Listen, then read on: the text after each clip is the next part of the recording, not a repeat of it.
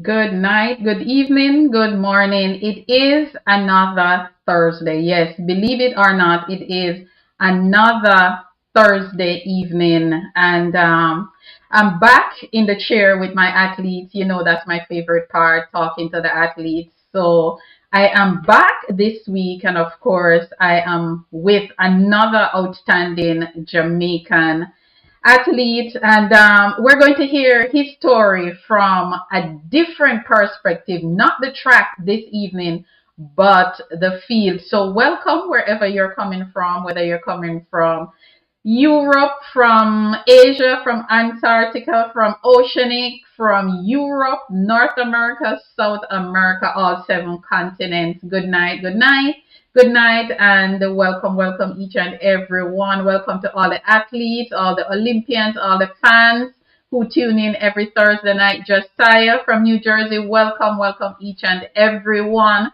Welcome to another night of track and field business, Jamaica track and field legacy. And as I said before, tonight we are not coming from the track, but the field. We are coming from the field. One of Jamaica's outstanding and top jumper is in the building tonight. I'm not going to tell you who it is. I'm just going to surprise you with his face. So don't go anywhere, guys.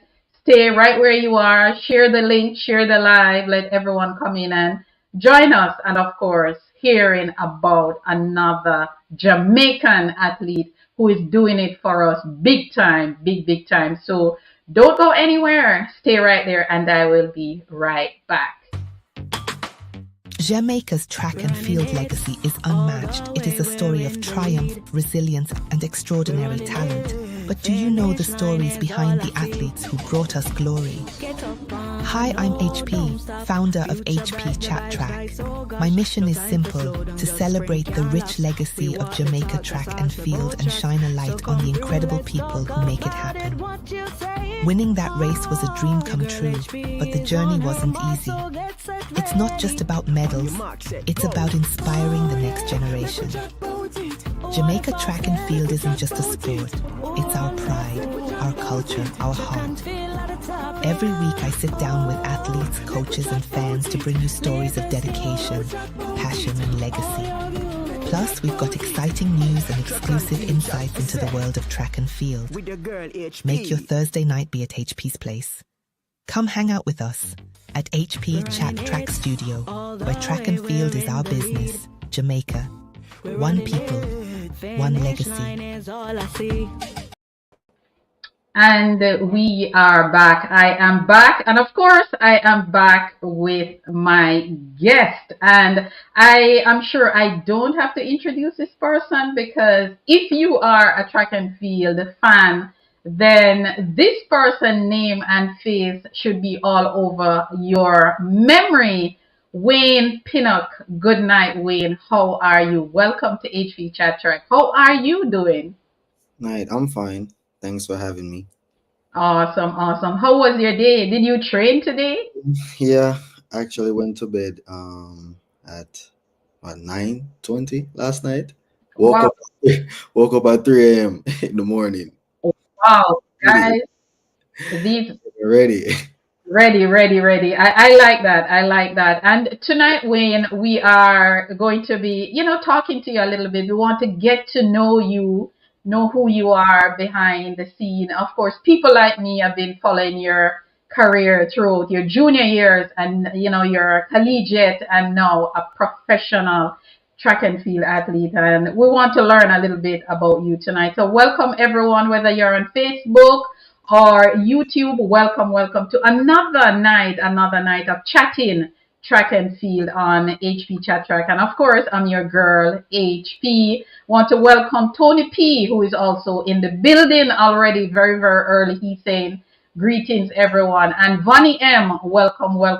1972 Olympian for Jamaica is in the building. Of course, she's saying good night, HP. Hello, HP and family. So guys, if you want me to see your comments, come on over to YouTube. I cannot see the comments on Facebook, but welcome, welcome nonetheless. Now, Wayne is in the building. Wayne Pinnock. Yes, I know I sound excited, Wayne, but that's how I get over the athletes. And before we start, guys, Wayne is so humble. I met him at Champs this year, and I have to thank Tamika for this one. Tamika introduced me to him, and he was so receptive when I told him that I would love to have a chat with him on this program. He did not hesitate. He said, "Okay, miss."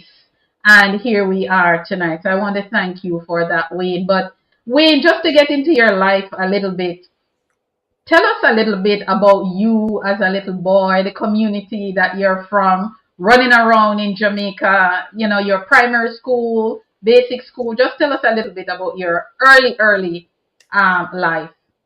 Well, grew up in McIntyre Villa, which is they call it Dunkirk. You know, I mean, growing up, me, my dad, my mom, and two of my other sisters. Um, I would say, growing up, it was, growing in the ghetto, as they call it. It was really hard, but as time goes by, I think, coming from there taught me, you know, the rough life, what it is to, have it really hard. You know, I went right across the street, you know, Kingston College. But then let Yes, me let me talk about, the primary level, and then yes, sir. so I went to Clancarthy Primary, you know. Uh, so Who Mr. i- who or what inspired you to get in sports? Because I know that as youngsters in Jamaica, we're playing sport from we're born. We're running around playing games. But what was the inspiration behind you getting into sport? And did you get into sport at the primary level? No, well, I went to the West Indies Basic School, right on that's South Camp Road, right? Yeah, Jesse Paul right there. And I think I at the think so, yeah. so I went there, my basic school, and I would say there, like the sports day and everything, I was running really fast as a youngster, and since then, got some, what, that time we used to get this little thing on the string. I don't remember what they, Hmm. but the little medals with the thing on the string. Yes. And they pin it onto your, yeah, yeah. Yeah. Remember the time, I actually got two first place and probably like a second in my race. And then, my mom told me that, I really want you to try, I want you to try this out and see how it goes. I was really talented, I'm not gonna lie. So I remember like every time when my mom, like send me to the shop, I'll always be running. Like always be running to the like, skipping out. So I had this staircase where I always like run and jump over it. So when I go shop, my like honestly just run and jump over it, and then since then like it's just been going on. I took it to the primary level, Clancarthy Primary, and I met this coach, Mr. Dwayne Walker, and I think honestly at the time I was like I wasn't feeling the track as much as I played soccer, I played football, I should say. I played football, and yeah, like I made this jump in football training. Like, you jump for the ball and try hit the ball, and I made Hmm. this leap. I made like, and coach be like, I want you to try out the long jump and see how it goes. And since then, like go home, tell my mother, mommy, coach be like, I wanted to try out the long jump. I was like, she'd be like, all right then, go ahead. I did. I went there. I think I probably went to practice like a day or two after. start doing some drills and everything, and getting used to the everything. Well, there was this long jump pit at the side of the on the field at the school. This long jump pit, he actually built it. It's like would it like I wouldn't even call it a pit. It's just like some sand and put I will put We know how to improvise in yeah, Jamaica. Yeah, or yeah. put like two tires with a board on it, and I start jumping, and I was getting so good at it, loved it. And at that time too, I also tried the hurdles because I was doing the hurdles also. And we're going to talk about the hurdles, of course. Yep. So I was doing both events at the time because I was doing long jump and hurdles at that same time. And I was like, I really loved like long jump was really my thing. Like I love to jump. Like when I'm playing, like love, spring up, all of that. Anyways, so I was doing very well in training and primary champs. I remember what year it was, but um, I went there. My first year, I won, but I didn't. I don't think I had broken the record. I didn't, but I had won though. And the year after that, developing, being better, a better person. Getting stronger. The following year after that, I went back. I did the hurdles and I did the long jump boat, and yeah, I won. I actually broke the two records at that level too. So I broke the hurdles record there and broke the long jump record also at the primary level. To fast forward a little bit to high school, before you got to Kingston College, Mhm. did you know anything about boys champs or anything like that? Did you hear anything? Did you know anything about the championship? Yes, I What did. did you know about champs? I mean, staying home watching all of that. So I mean, I always wanted to be on that level. I was like, Mommy, like I really want to run at champs. I don't know when the time gonna be, but I know I had the mindset of, going for everything I want. That's just my mindset. And everything I put my mind to, I'm going to be perfect at it. So that's just me as a person, just always have that in my mindset as just being perfect. And I How did Kingston College happen? How did you ended up at 2A North Street? so my coach and Leaford Grant reached out to my coach and like, I really like this kid and would I love to give him the opportunity. So, a scholarship to come, attend Kingston College, the most prestigious high school. Did you know anything about Kingston College before you went there? Because my mom always wanted me to go there. My mother is a Fortis fan. Like that. So there was, Calabar coach came to me, St. Jago, and my mom be like, Kingston College, KC, no other school. How did you feel about that? I was excited because I What, really wanted to go there too. okay. I was really excited, and I was like, this is really the moment, and I took it over. I went actually started there in seventh grade, and actually at that time I actually lost my mom.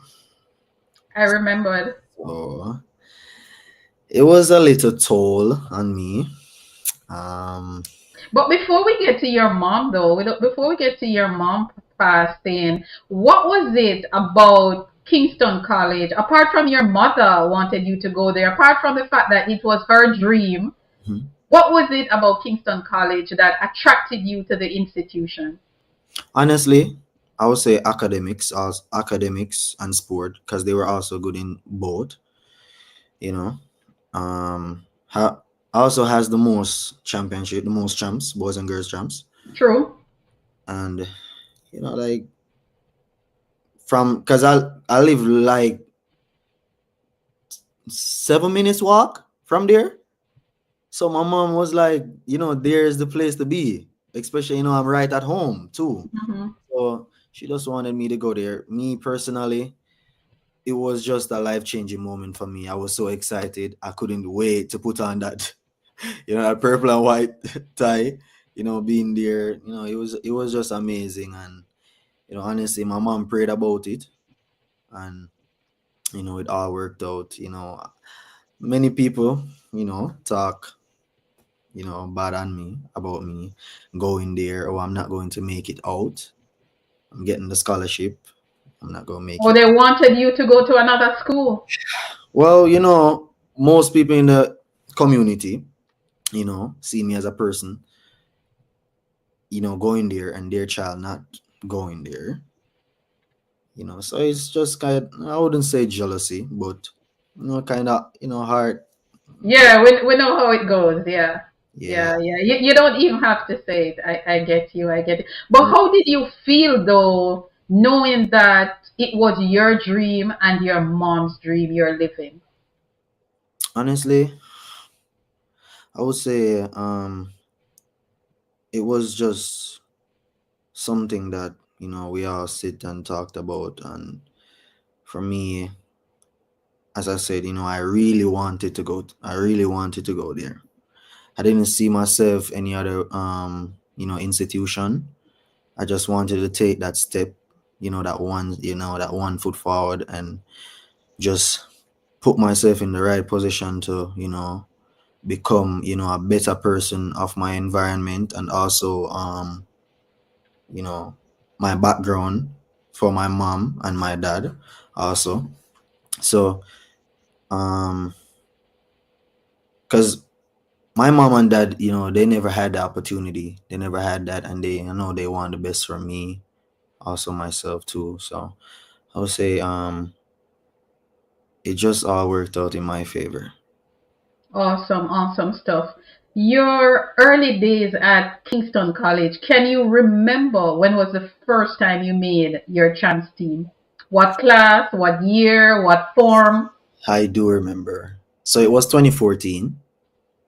I was in class 4 because they didn't have class 3. Wait, Right. class 3? Class Yes, three, right? class 3 at that time. So I was There's in, no class four for the boys. yeah, yeah, yeah. Yeah. So yeah, I was in class 3 and 2014. I do remember that. And my first time, never had the experience and seeing all these athletes, everybody. I was kind of me myself. Then I was a shy person. You know, didn't like to talk. I was just quiet being over there. But I remember my first day at practice, at training over the summer before school start. And I remember, I'm not even gonna lie, my mom didn't have it to provide for me, to give me like money to go, but I went, and the coaches provide and everything. I remember when, I'm not even gonna lie, and honestly, me personally, I'm not afraid to talk. Speak, baby, speak. That's why we're here. Remember when my mom bought me this one shirt, and I wore that shirt every day to training, and she wash it, and I wear it the other day, and she wash it, and that shirt was worn out, and the same shorts that Casey gave me, and the same track shoes I wore like every day to training for like 2 weeks straight. And I mean, some of the kids there, them, Yeah, George, man, I know how children they are. grew Yeah. up in all of that, which is, I didn't. And it, I didn't, honestly, I felt bad. I felt bad, but I know, so, because, they had person there that was faster than me at the time too. And, but, I never let that define who I am. I just went there, do what I had to do, and yeah, I end up and made the champs team that year. Me and I think I was the only person that made the team for the long jump. Wow. Yep, for the class three boys long jump, I was the only person there. And my first year going in, I was nervous. I was nervous. I was really, really nervous. And then I I came. I think I came like eighth. So I actually gave them a point. I actually gave them 1 point for my Aw- first year. Awesome. Awesome. I was the youngest out in the field. I was the like everyone was like this tall over me, and I was like, yo, and since then, in class class two, the following year, I went to class two, I think, or second year three, because you have first year and Two second. years each Yes. class. So Mhm. I did my second year in class three, and me and coach wasn't having it at all. Me and coach wasn't having it. Me and my brother, Shakilo, um, we and coach wasn't having it. Meeting, like, we called up meeting with principal, everybody. He was talked about he wasn't gonna coach us anymore. Why That though? time, I would say I was a little bit, I was a little bit, Not too disciplined, Wayne? uh, yeah, I wasn't. I was talking back when coach be like, do the. All right, so I remember I went to practice. All right, I went to practice that day, and I just went there, and he's just not talking to me. Like, he's not talking to me, not giving me no advice, not giving me no information. I'm just there doing my thing. I'm like, this don't make no sense. And I'm like, Right. I said it. I'm going home. I literally said, I'm going home. I'm leaving. And since then, I never went back to practice for like 2 weeks off, and meeting call up Coach Leaford, principal Jeremy, and I was like, he's like, I'm not coaching these guys. They don't have no manners. I was like, I was calm, because I was in the mix of it. I was calm because I got a scholarship to go there, so I have to go to have to go there. Yes, you have to do your part. I have to do my part, and I Mhm. wasn't going. So called up. I was in a little bit of, I was in a little situation. It was us. I think it was actually coming down to champs, almost like probably 5 weeks leave for champs, and yeah, it was just a lot. We went through it till he finally decided he was gonna you know keep up Do his you think, part. Wayne, do you think sometimes the coaches are a little hard on the student athletes? I would say I was saying in high school, training really hard. I know. I've Basically heard it. hard. And you're not running the time they ask for, that's gonna be a problem, and a lot of people can handle pressure. You hear me? So, when coach start talk, you start, and be under pressure now, you go start feel depressed and be like, oh, I'm gonna think more and do this no more. I don't want. I'm gonna just put it. Give it a week, and then you give it a 2 day, and that's gonna be another problem. Yeah. Because if they don't turn up, it's gonna be a problem. So I would say the coaches are really harsh at Yes. times. Yeah. I've seen it. How were you able, though, at that level? You're so young. How were you able to balance your schoolwork, your homework, studying with this rigorous training that you had to go through at this level? Honestly, it was really bad on my behalf, because at that time I also lost my mom. Yeah. It went left. Like, I'm not even gonna lie, grades like Went down. dropping. I was not doing any schoolwork. I was not into it. Like, it took me a couple of years. It took me 3, almost 4 years to recover. From And losing your mother. yep, it was bad. It was really, really bad. And How um were you able to overcome though? Who was your support?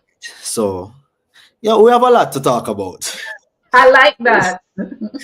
um so when I talked about my grade went left, so 7th grade, 8th grade, and 9th grade, um yeah, schoolwork, I wasn't having it at all. I was having these friends where, they wasn't telling me, yo, you need to do better, you need to go to training. I was I don't know if you know Big Tree in town. Yeah, Yes, Big yes, I Tree do. That's in Parade, right? Parade right there. Yeah, yeah. That was my spot. Not going to training, being out there with my friends, idling, and something went down on my behalf with me and my friends. Like, I had this, because me out of the pack, I had all the expensive stuff because I was the athlete, and they stole my phone. They end up and stole my phone, and since then I was like, I need to find myself. I was so I used to bleach out my complexion, I know it, yes. We've seen it. We've seen it, yeah. wearing tight pants, eyebrow shave up, ear cut fade, not cutting my hair. I was just being that You were heading down the wrong path. unruly way. I used to wear this this desert Clarks, the cleanest in the school. And if you dare step on my shoe, it's gonna be a problem. That was me. Literally, that was me.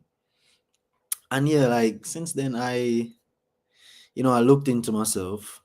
No. What influenced the Let me- turnaround? When you turn around, what was the influence All when right. you turn things around? So before that, Coach Leaford, Leaford called me one day, to have a talk with me.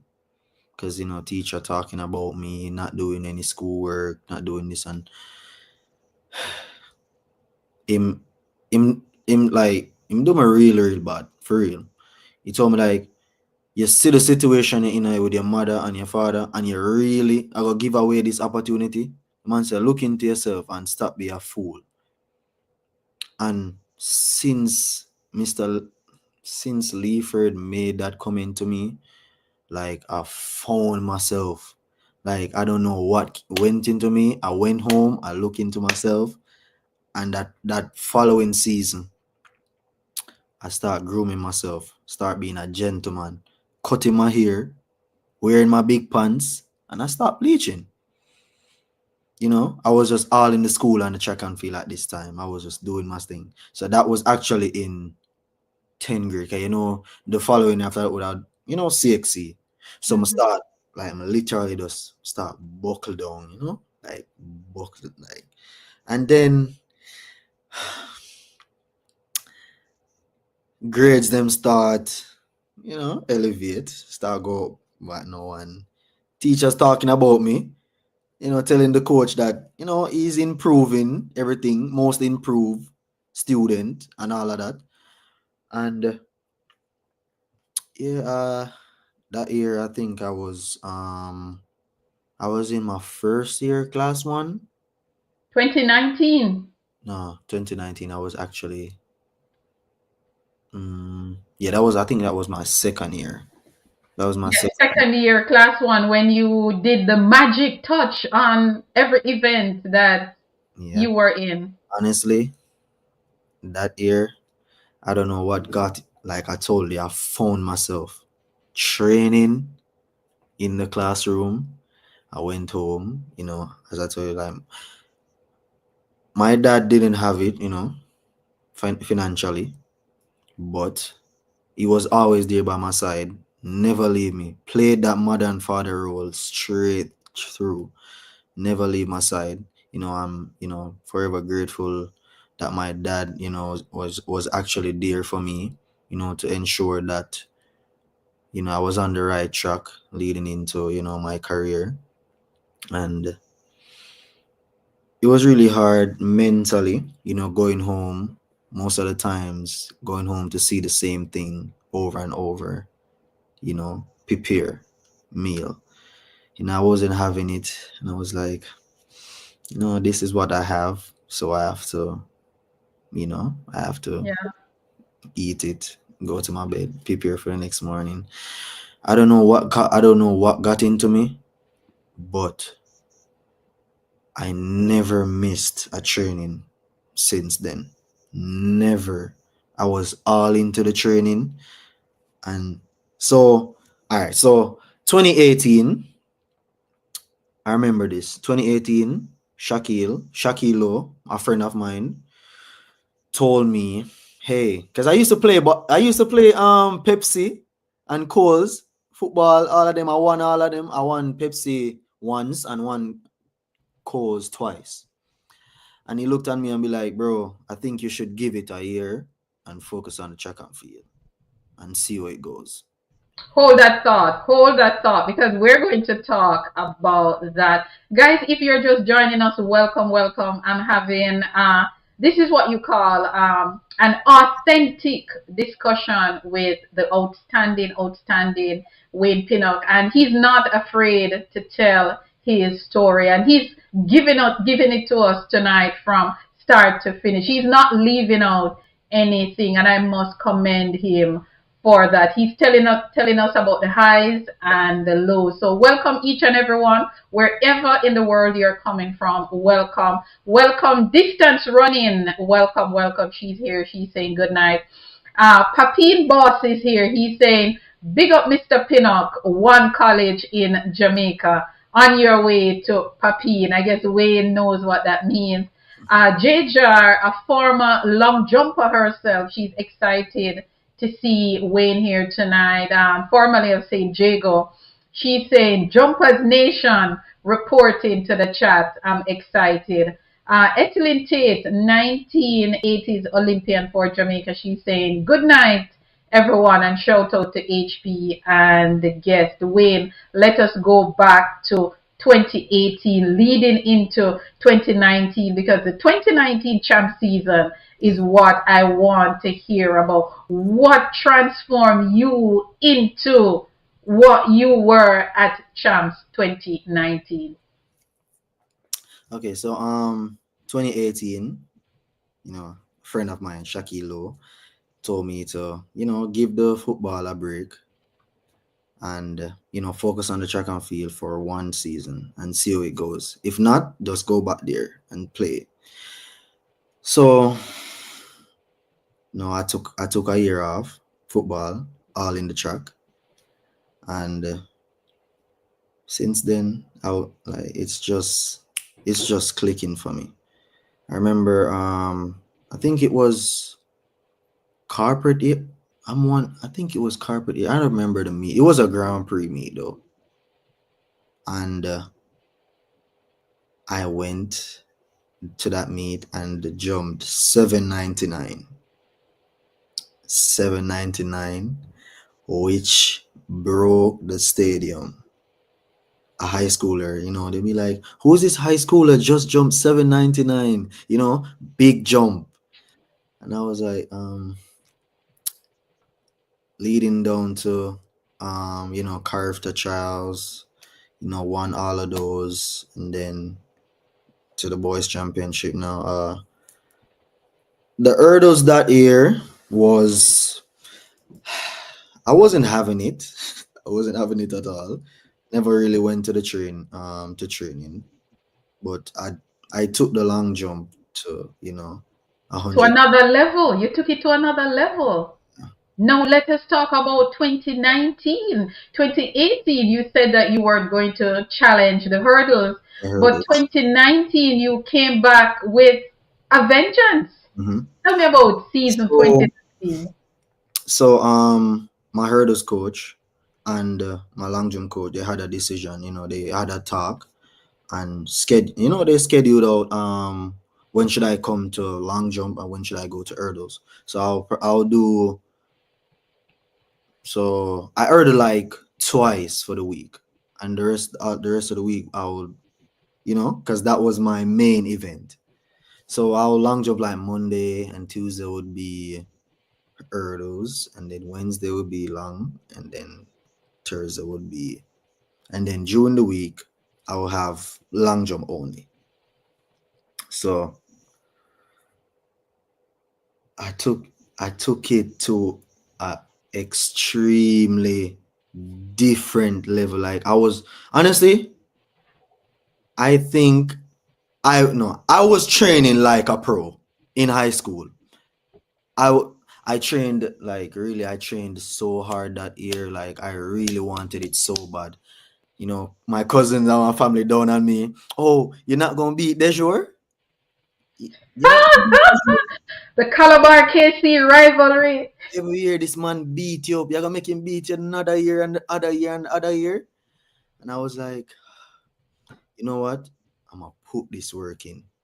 And I'm telling you, I trained my ass off. Like I trained so hard. I remember this day I went to training sick. I went to training sick. Like I I think that day I trained the hardest in my life. That day when I was sick, I trained so hard. I literally was on the ground for like 45 minutes after that. And the following day after that, I didn't went to school. I was all took me all over. I was sick, like really bad. But then 20, go ahead, son. I told myself that I'm coming for this. Like I'm coming for everything. I'm gonna put this work in. I'm gonna believe in it. Do the right stuff. Do the recovery. Honestly, so I don't know if you probably know Wilfit. Oh And yes, Wilfit yes, yes. was my trainer. Like most of the times, me and Wilfit, Will everybody fit. Bless up yourself wherever you. everybody gone home. We was just there grinding.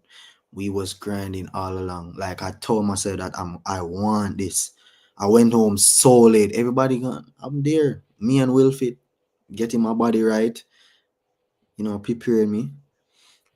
And honestly, at that time, I didn't really believe that I was gonna, break the records and do all of them, do all the crazy stuff. But if I was training so hard, if you want it, you have to get it. And I told myself that I want it and I will get it. Is Three gold medals. Three gold medals. The sprint hurdles, 13.06. The long jump, 8.05. And what a start in the 4x1. Yep.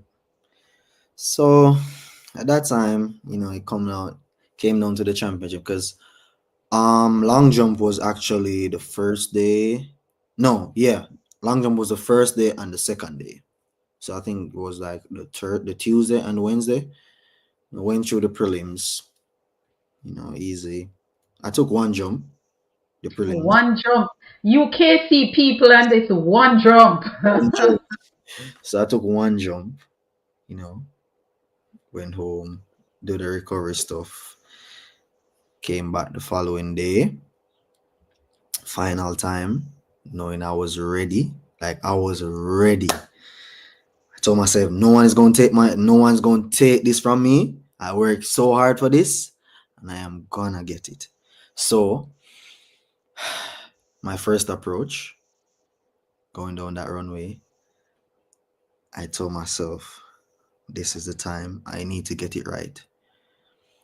You have trained so hard for this. Focus, nothing to worry about, execute. That was all in my head. So I did my first attempt.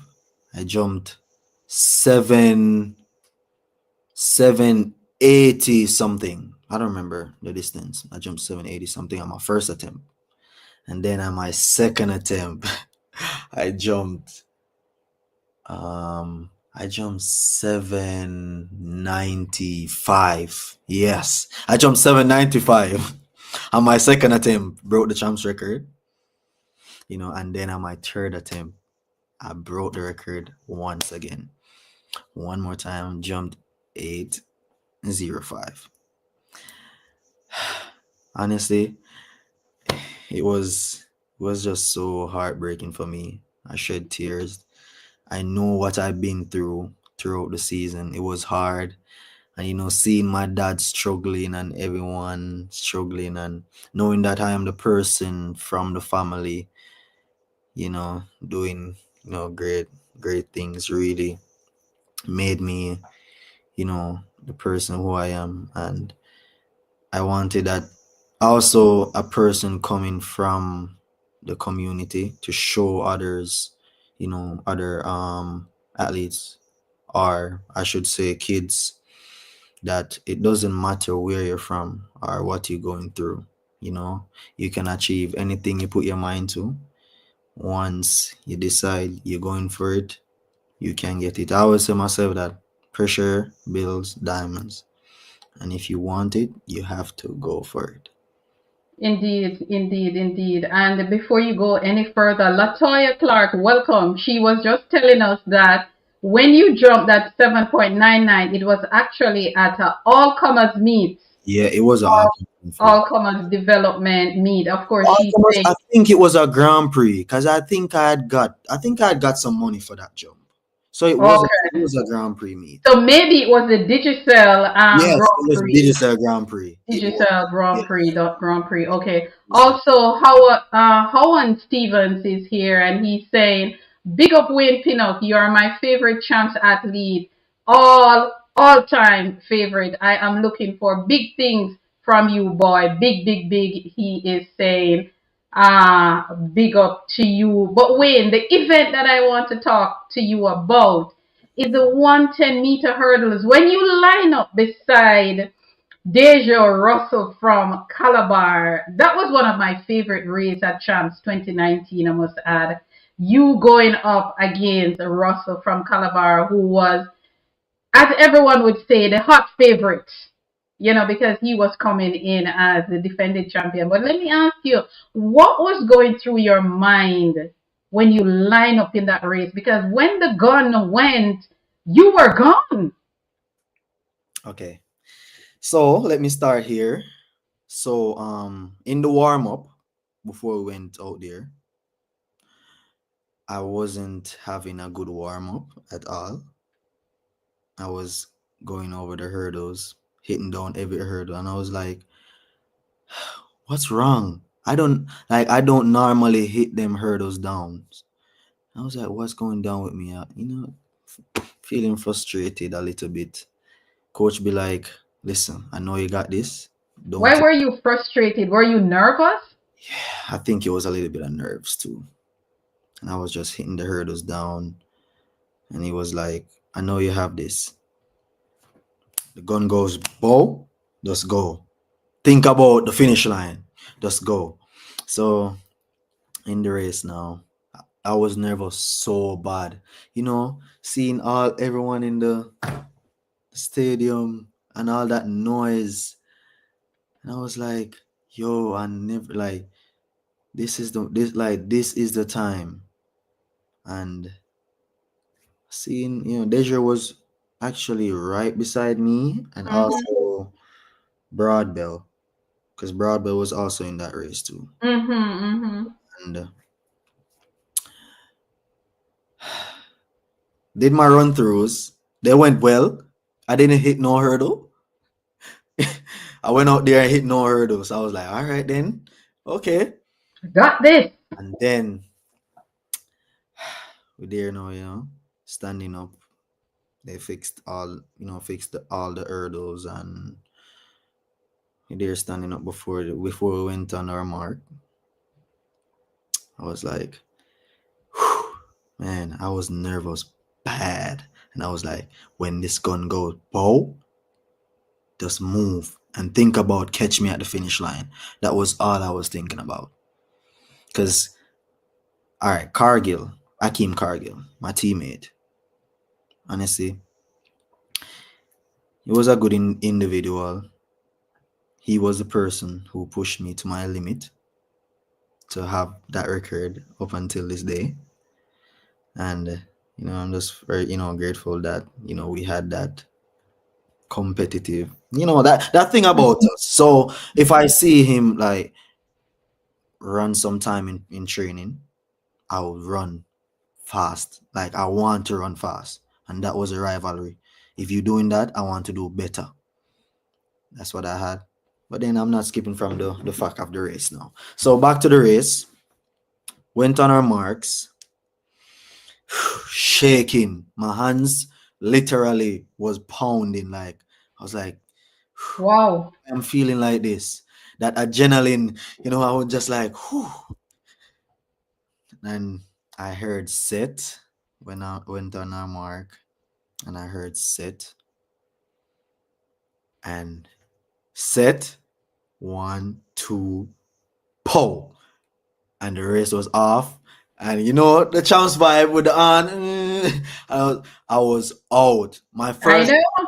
My first the first thing I thought about was just get out, get to my first two hurdle. Then I just start feeling my body just start moving. I was like, I never, like, honestly, to how fast I was moving, I thought that I was gonna hit down all them hurdles.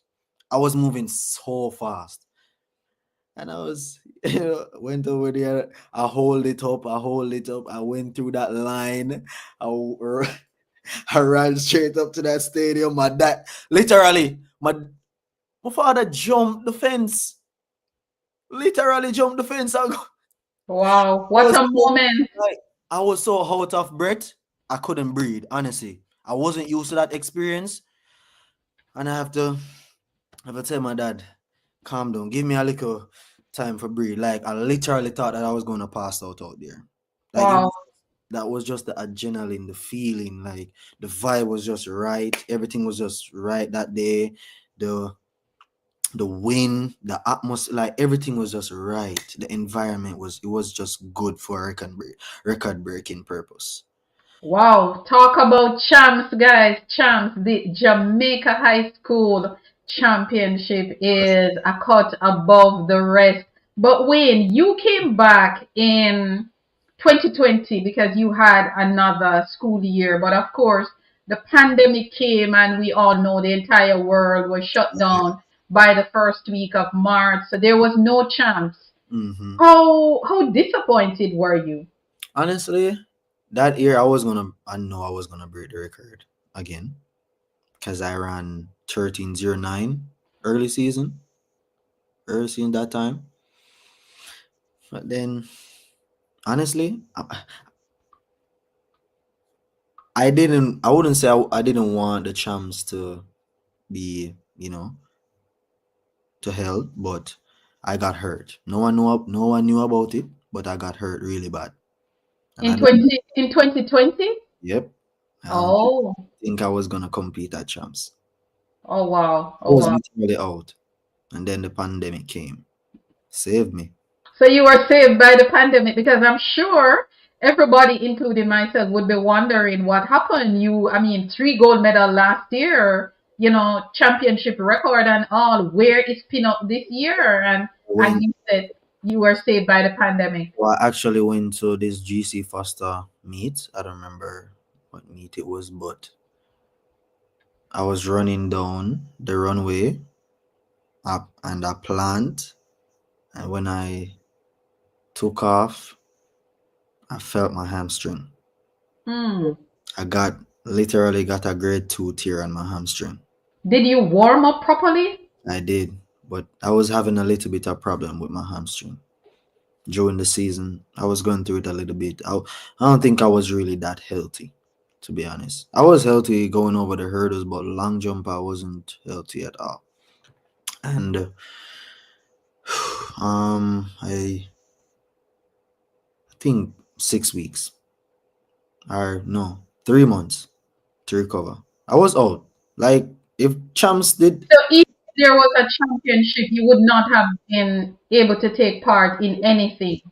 nope, Wow.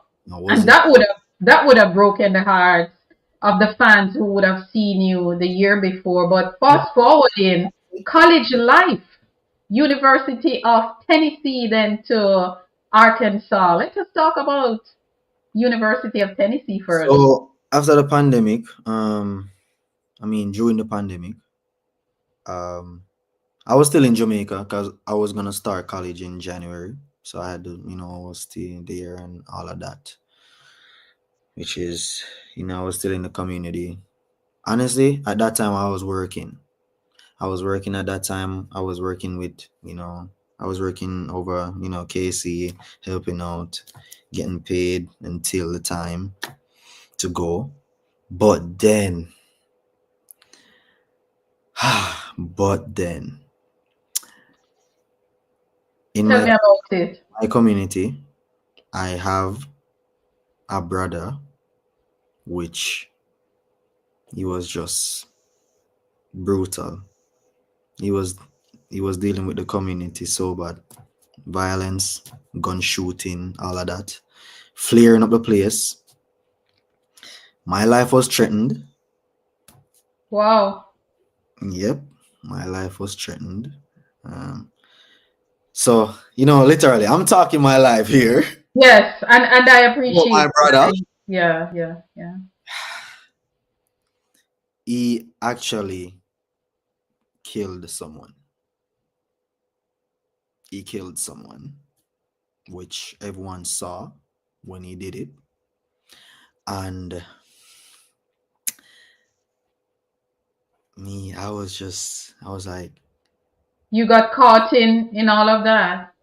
yeah, my sister called me and be like, because at the time, me and my girlfriend, we also lived in the same community too. And my sister called me and be like, I needed to stop go to her place because there where the violence took place, like the incident, Yeah. took place. And I people was making talk about, oh, if they see his brother, what they gonna do. Because I was walking to school and I have to, honestly, I have to walk. I have to pass the where the incident took place to go to training every day, and I couldn't. I have, Wow. yeah, I have to, Wow. So how did you get out though in order to get into college? someone to take me to training. My auntie had her taxi, so they took me here and there, anywhere I'm going. But then I end up and flew out to New Jersey. I spent like 6 months there, or five, I don't remember. But then, yeah, I had to, just stay there, chill out. It was just too much going on, and my mental wasn't like, I just wasn't having it at all. I wasn't mentally prepared. I was scared. I'm not gonna lie. But then my dad, you know, s- said to his friend on the other side about, anyone sees my son and hurt my son, it's gonna be a problem. So we didn't want none of that. So the best thing was to leave. They end up and got me a flight. I don't remember who helped out and got me the flight. I think some old boy came up and got me the flight. Flew out to New Jersey, stay there and chill, training, everything. And then I went back home. I went back home December. I went back home. Yes, I went back home for Christmas. I actually went back home for Christmas, and at that time, I think the violence, it was cooled down a bit, but my place was like a time bomb. Yeah. It's like a time bomb. This time cool, another time war. So I was getting ready for college at that time, but then, because at that time, my girlfriend got pregnant, so I was going through. I wasn't going through that the violence and all that. I was going through all of that too mentally. So the responsibilities were now, the real responsibilities were now coming. I was Wow. I was facing it. I was I What was a story. I was facing reality, facing life. But then, I actually went to college, got everything set up. Um, University of Tennessee. yep, went there to University of Tennessee, got set up, you know. I was living on the dorm at that time. So on the dorm, we wasn't really getting paid as much as possible because they provide everything, meal for us. I would get some money like every month, to put in my pocket. Wasn't much. Mm-hmm. I had to use that money and send home. So it was really.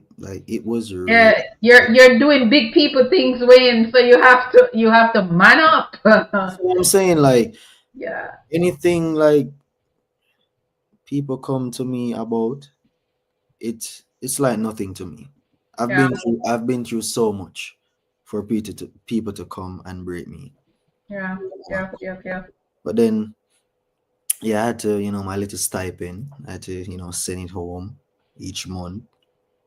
You know, prepare for my daughter and all of that. And yeah, um, went to class How for. was it though, with all of that was going on? You have a baby on the way. How were you able to navigate those different emotions and still concentrate on your academics and training? How was it? Like I'm saying, mentally it wasn't that good. I held on. I fight. You know, I am a fighter, and I believe in myself that things will be better one day. I never stop trying. I just go, went to class. I mean, people talk so bad about me. Um, oh, he can't provide, but he got a kid this early. Can't help himself. I was like, it's fine. As I told you, anything people talk about me, it's like nothing. I've been through I've been through the worst. So I know the but anyways, Yeah, people can be brutal sometimes when they don't know the backstory, you yep. know. Yeah. Then I was having, on the team and people were just talking bad about me. And I heard it talking bad about me and oh I don't got no money. Or every money I have to send it to my child. Like I didn't let that bother me. I went to my class, went to training. At that time, Travis was my coach. Travis was there at that time, and he ended up and left the following couple of months, like 6 months after. And when I think he went back to the University of Arkansas, and because I was a freshman, so I was new to the school, so I had to build my credits to transfer. I think I need like 32 credit hours to transfer, and I had to stay and build it up. They got this new coach named Coach Newman. Then things just start going down. Why did you get the transfer though? Why did you transfer from Tennessee to Arkansas? Honestly, Travis was the person that made me go to Tennessee, and I went there with him. So I was like, I'm gonna build my credits and just transfer over. And that was my plan. No one knew my plan though, because honestly, in college you can't let them know that you're leaving. Because if you let them know you're leaving, everything cut. They Oh wow. they're cutting everything from you. So they got this portal, athletic portal, like where coaches can go and see you who is in the portal to start recruit you. So I went in the portal All right, so I think it was like coming down to the end of the semester because I had to wait before I went and jump in the portal because it's crucial. Like if a coach see you jump in the portal, it's scholarship, everything cut, money cut, everything. You can't even use the gym, nothing. You can't use nothing for them. So I end up when I was going back to Jamaica, I jumped in the portal in Jamaica when I was Oh, Travis came and you know Travis came and had a convo, took the scholarship papers and everything, and I signed that day. I didn't even read. I just went, you just wanted to go. You just wanted to move. regroup with my coach and others, and I did that. And then since you know I went to Arkansas, there, like the environment, the people everywhere. It was just for me, and I'm glad. Like I am so happy that I made that decision to go. Because honestly, I was having like doubts of going or not, probably finding somewhere else. But then I was like, I'm going with my coach. I'm not gonna let no one tell me nothing. I'm gonna sign this paper and I'm going. So I went there and yeah, I'm getting used to the place. Good people, a good program. They provide a lot for me. Took my provide vitamin, pills, all of that for me. I was right. I was ready. I was ready for it. Took on the gym.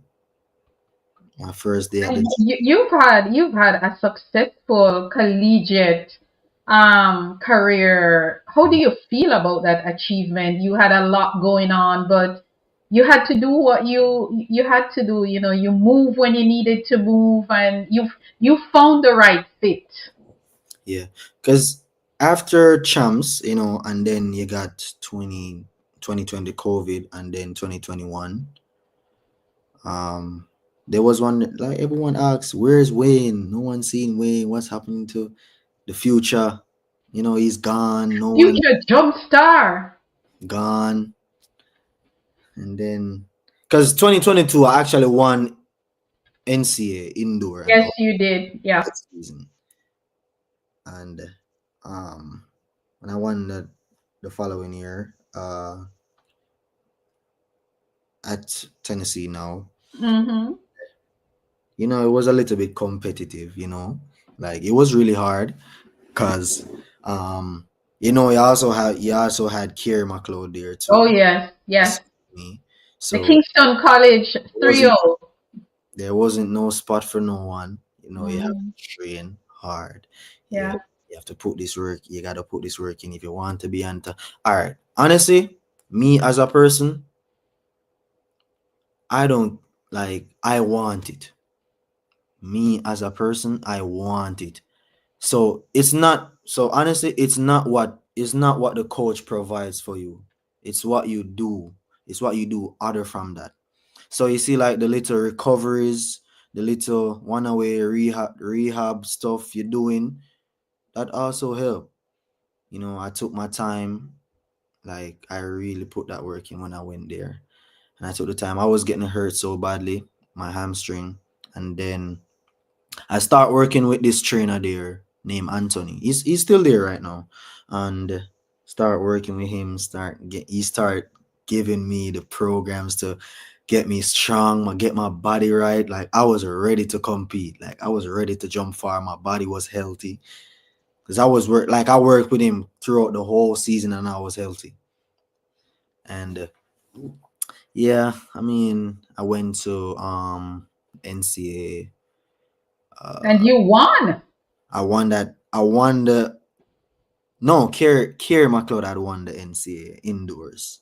But 2022 we're talking about? oh no, 2023 now. Okay, yeah. 2023 because so it was like 2022 to 2023 season. Mm-hmm. Yeah. So I came second at the SEC. Mm-hmm. Yeah. I jumped 830. I jumped 833 and came second. College is not for college is like competing at the like At the pro level. It's not easy. But hold that thought, Wayne. Guys, if you're just joining us, a story here, a story within a story within a story. Tonight is all about our one of our many kings of the long jump pit, Wayne Pinnock. It's all about him tonight. And guys, he is telling his story in an authentic way. He's not leaving out anything. And I just want to say welcome to Marlene Green. Welcome to everyone watching wherever you're watching from. Facebook, welcome. YouTube, welcome. Welcome to each and everyone. Marlene Green is saying, congratulations, Wayne. You made us proud. Proud indeed. Hello, Josiah. Josiah, I see you saying hello. Auntie Latoya Clark is saying, big up Franklin Town. It's not where you're from, but it is where you're going. And I have a saying that says it is not how you start the race, but how you finish. Wayne, tell me what a typical training day is like for you. When you decide to go training, what is it? What is that session like for you? all right. So Monday we'll have like Monday is just a regular day when we go in, do our warm up, stretches, everything. Then we start. Coach would probably have us doing like some wickets or something like that, running over some wickets and doing, popping some med ball throws. And then on Tuesday, we got gym. So we do like first 3 blocks of the lift, and then after that we go out on the track, and then coach will probably have us doing like probably like some a little bit of running, like 110 or 150s or something like that. And then after practice on Tuesday, we gotta go back in the gym. So it's like we gym like twice. So we go back in the gym and do our second block of the lift, which is that's the important part of the train of the lift, the weight room. Like that is a crucial part of the weight room. If you miss that part a lot, your body gonna feel it coming down to the season. So you can't miss that. That's a crucial part. And then on Wednesday we have recovery. So Wednesday is my recovery day. That's a day when you just chill and eat anything and No, watch. no, not eat everything. We don't, we don't eat everything. We have to watch. We have to watch the diet. What I agree. I eat. agree. Sometimes it tempts you. You see the bad thing. You want. You're like, yeah, look on it. I'm waiting. Mm-hmm. But you know what? I'm going to leave it. Going to leave it. That's called Then, all right. discipline. So on my recovery day, what I do for recovery, I'll go into the gym, do my stretches, get my body right. Go into the tubs. I'll do like a contrast bath, doing like hot and cold recovery. So I'll do like 2 minutes. I'll do like 3 minutes in the hot and then 2 minutes in the cold, which is they call it a contrast bath. And after that, I'll probably go recovery, probably go and get a smoothie, or I'll make a smoothie myself here. Just chill. Probably just sit and play some game. Yeah, that's basically my recovery. And then Thursday we have a lift again. So basically, the same. So we have like different lifts for different type of day. And the lifting cycle is like we have like every month is a cycle.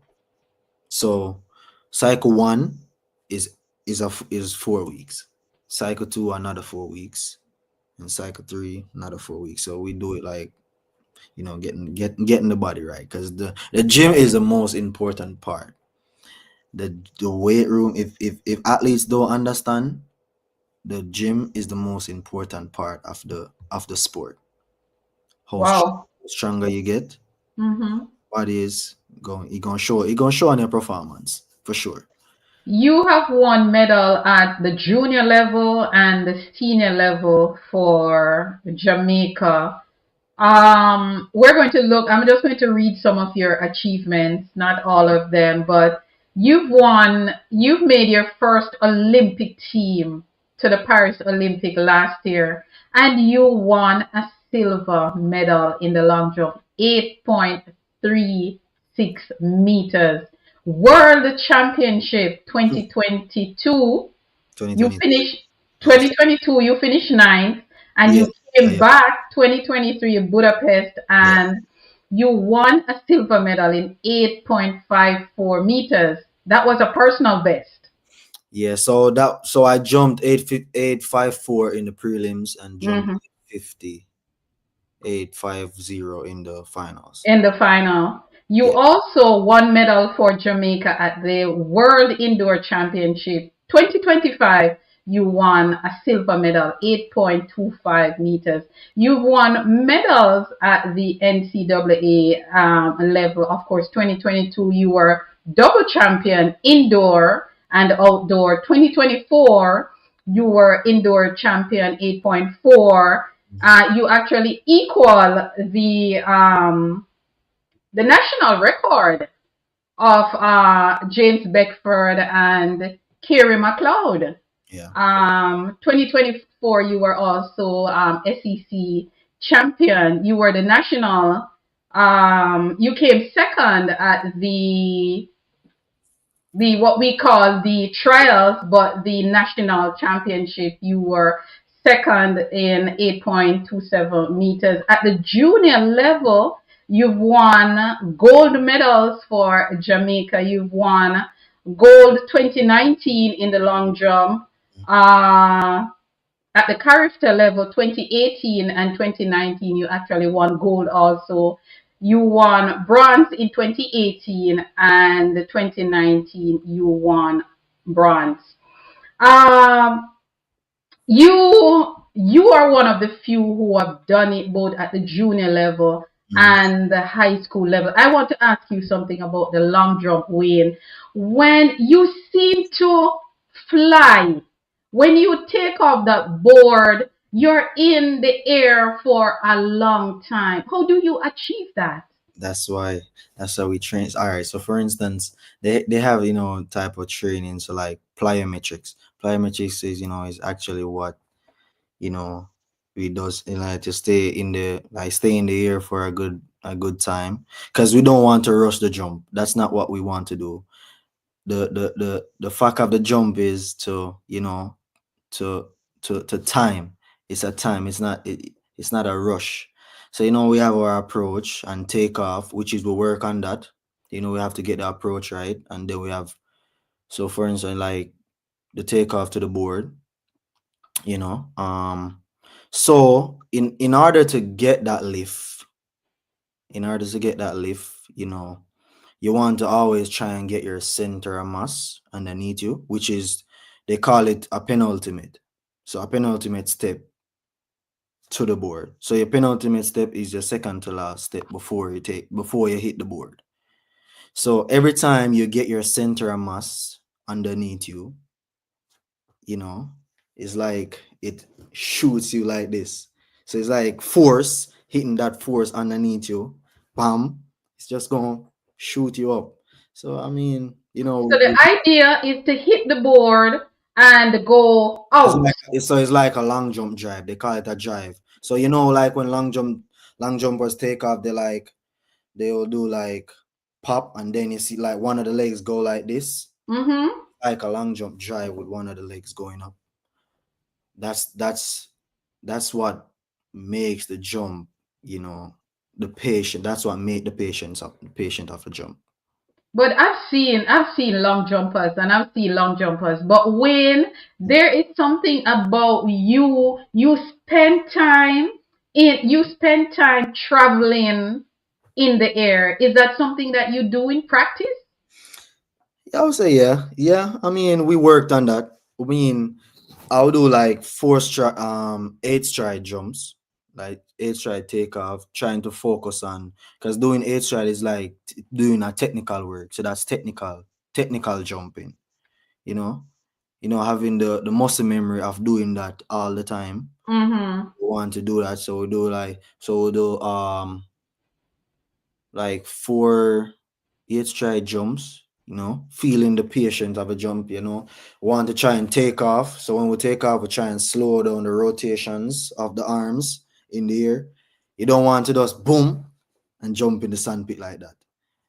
You don't want to just go up and just drop in the pit. It's all about timing. Technique and timing. Awesome. Wayne, you made your first Olympic team last year as I would say as a baby because 2020 you were still in high school. How did you feel when you realized that you are on that team going to Paris, a first time Olympian? What was the feeling like, the This emotions? this is gonna be hard to say. Actually, I didn't think I was gonna make it to the Olympics. Why not? Yeah, I wouldn't think I was gonna compete at the national trials. But you were doing well all I season. literally asked for a medical exemption. Like I wasn't gonna compete. I got hurt. Oh, you were hurt. Yep, I got uh, a grade two on my grind. I tore my grind at SEC championship outdoor. And honestly, I'm gonna tell you the truth. It was actually this week of last year. But didn't you compete at the trials last year? So you weren't given? Gonna explain. Okay. Explain. So last year, this time, around this specific time, I got hurt. Going down the runway, took off, felt my grind. Got a grade two on my grind. I was like, I know I'm not gonna, recover from this for a good little minute. But I literally had like 7 weeks till trials. So they flew me out to see this doctor in Austin named Noah Mose. Really a good doctor. He's a sport doctor, and he worked on me, and you know, all my hopes were just. I was depressed. I'm not gonna lie. I thought honestly, I think I lose around 5 pounds. So I lose around 5 pounds Wait, for real, for real. here. I was stressed out, and there was a lot of like I don't know if people wanted to see me down, but they were talking so bad about, oh, they're so happy that I got hurt. And Are I'm you like, serious? Somebody was actually saying that? People actually do that? serious. Wow. Like, you know what? You know what I said? I leave you all to God. Yeah, Never you pray on a person's downfall. true. Never. And True. that's what I learned. And yeah, they happy that I got hurt. I was there, try to recover, doing my stuff. Look, hey, I'm not gonna lie. Their face was so like light up. When I got hurt, I was like, am I that am I the person like that to have you I all? know I know it's not our own people, so I'm not even going to go there. I'm like, it's fine. I'm It's not fine, worried. yeah. I went home depressed a lot of day.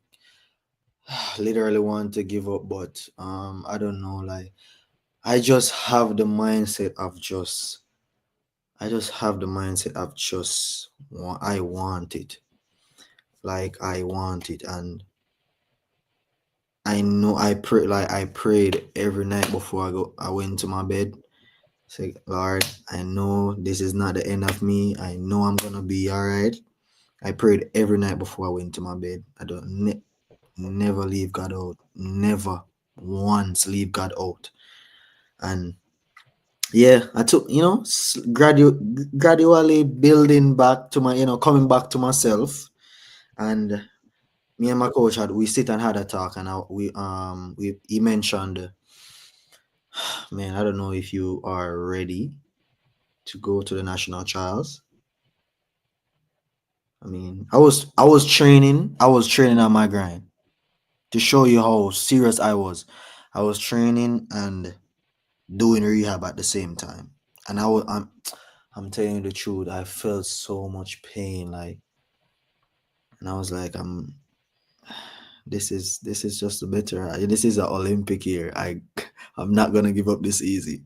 I worked on myself. I did everything. So if I like, I thought that I was kind of, slacking off a little bit with myself. I regained my focus. Start going to bed early. 9 o'clock, 9:30, gone. So I was just doing, all of those stuff really matter, as an athlete on this type of level, because like when you're on this type of level, it's not easy because everyone wants to win. Everyone is coming for you. When you are the man, they're coming for you. So you can never drop your guard, never. So, um, so it was 2 weeks left for the trial. I was actually I was actually doing well. Like, I was actually doing well on my approaches, and I was finding myself back that confident. I don't know who I had talked to about it. Someone sit and talk to me. I'm trying to remember who it was. Oh, All right, guys, he just had a little accident there, but he'll be right back. No, that's fine. That's fine, Wayne. What a story we are hearing tonight. You can continue, Wayne, if you are ready. Are you ready? I'm ready.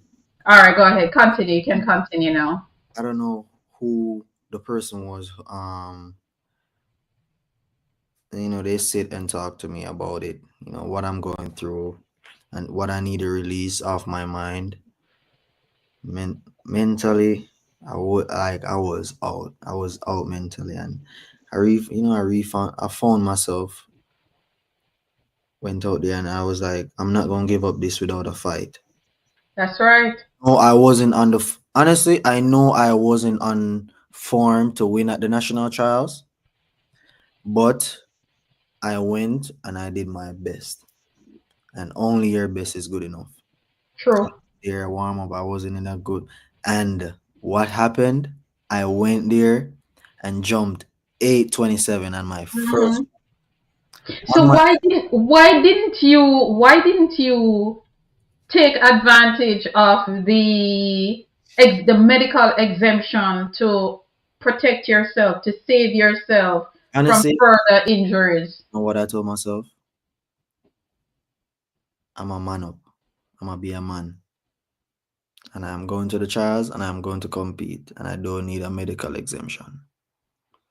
I literally told myself that, and honestly, I said I just prayed about it. I know I wasn't I know I wasn't ready, but for some reason I just went out there and the only thing I had on my brain was just run, just Unity. focus. Coach always tell me, focus on the first part of the approach. The first six pushes out of the back of the approach is really crucial. Once you can get that right, you're going to jump far. Try to be aggressive out of the back of your approach. That's what I did. And the speed, like, gradually the speed will just bring you through the board and take off. So that's what I did. Didn't break to the board or anything. Just took off, and I feel like you can actually feel the jump. You can know when you jump far because you could feel it. When you can know when you're stretching to the board, because I'm on that level right now. I know when I'm stretching to the board. I know what's going. I know what I did wrong, and I know what I need to fix. So when I run, on the approach, took off to the board, and I could actually feel the jump. I was like, yes, that was a decent opener. That was a decent jump. That jump, you want to try and put the feel under pressure from the first. So that's Yeah. what I did. And jump 8:27. I w- and I wasn't like, I was so excited. I don't know. I regained my confidence back from then. You know, knowing Kerry won the event. Right, yeah, he did, yeah. I A matter of fact, we had four men. It was it was Carrie, you, um, the two others. Oh my God, I can't believe I cannot remember world champion's name from MVP. oh Tajay. Tajay and the other guy who he drove the Olympic qualifying time after the trials and stuff. So it was actually Sean. four of you, right, Sean, who was doing exceptionally well. But when you realize that you jumped 8.27 and you were second and you're going to Paris, the emotions, knowing that you were going to call it a day, you were going to call it quits for Paris, but you turn up, as you said, you man up and you did what you had to do, and you were on that plane. Honestly, I'm gonna be honest with you, because at that time I had just signed my professional contract, so I had no other choice. I had to go and jump because I just signed my contract. I have to do it. I'm a pro now, and I have to do what a pro do. You're not all right. Sometimes you're gonna go out there and it's not gonna be your best. You're not gonna Hmm. feel your best, but sometimes just that one little moment that matters. Like you just gotta just focus on the score and just deliver. That's just what I did. I never had anything on my brain and just to make that team to go to Tell, Paris. talk to me about Paris. You turn up in Paris and you did what Wayne Pinnock know how to do, and you turn up. Tell me about Paris and that you were a little bit away from the gold medal. Tell me about that performance that you turned things. The last time that we won a medal in this event at the Olympic Games was with James Beckford 1996 in Atlanta. Just tell me about Paris. The fact that you were injured, you were going to call it quits, but you turned up, you made the team, and you're now in Paris, and you were on the podium. Well, I would say going on that plane was the first thing. Took on that I think 8 hours, 9 hours flight around there. Went and feeling good. I was feeling good. Um, Practice was going good. Practice was going exceptionally well. I went there with a mindset. I'm coming here for something. I don't have the time to be focusing on people. I've been training all season to come here to focus on someone else. You get me? And yeah, the prep was good. Everyone was looking at me, be like, "Yo, bro, you're looking good. I love how you look." And honestly, I think when it comes down to the big moments, my body reacts properly. My body knows what it feels like to be on that stage, on that level, and it knows, like my body just knows how to click at the right time. So, I mean, um, I would say on the athletic village, it wasn't that wasn't that perfect on the with the beds and everything. Tell me about the beds. I heard that the beds were very They were comfortable. built out of cardboards, Mm-hmm. like a mattress on it. The mattress was hard. It was hard most of the times. So when it's coming down to competition time, I will I will sleep on the ground sometimes. Like it's just a thing for me. Take a time to sleep on the ground to get my muscles, a little bit, you know, tightened up. I wouldn't say like tighten up to get to the point where you can feel your legs, but it's just a remedy. Like my dad always tell me, like when it's coming down to a competition time, just take the ground and sleep on the ground for a little bit. Don't stay on the ground for too long because your body gonna be a little bit sore. But yeah, that's what I do. My little routine. I would probably go on the ground and lie down for like probably an hour and a half around there, and then I'll just go back in the bed, and I'm telling you, I have I have this, because you have to manifest it first before you go out there. Yep. Every night, every night since I was in Paris, I wrote down my goals. Why am I here? Why are you here? What is your purposes of being here? What do you come here for? That's what I did. I literally took the time on and wrote down the notes in my phone. This is the moment, you know, you came a long way. You overcome so much thing this season. This is the moment to show the world who you are. And yeah, wrote. Game day. Tell me about game day. Let's fast forward to the final. The final three jumps are on the day of the final. Tell me about your game plan. What was your strategy going into that final? All right, so on the prelims, um, I wasn't really pleased with my performance. I think I had jumped 796 around there. I wasn't too pleased with my performance. I was like, if I'm jumping this right now, it's gonna be a little bit it's gonna be a little bit hard for me in that final. And then I went back. I was a little bit depressed because the finals was like in 2 days. And my prep, as I told you, I went back and I wrote down my goals, what you want, anything you want, you write it down, you manifest it. My aim was to win. Unfortunately, I didn't, but you But know, you did well. You did well. yep, To win a medal at the Olympic Games is not easy. A win is not easy. To get on the podium, to even get in a final is not easy because you're looking at so many athletes from so many countries, and mhm, when you can finish at a silver medal position, that is just remarkable. That's outstanding. That's brilliant. yeah. I would say like over the years, I've achieved um so many things, like Yes, you having have. having the like the mental.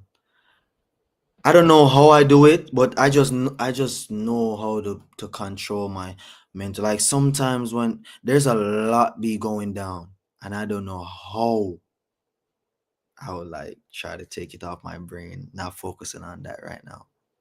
Block it out. Shut my phone off. It's a time. Yeah.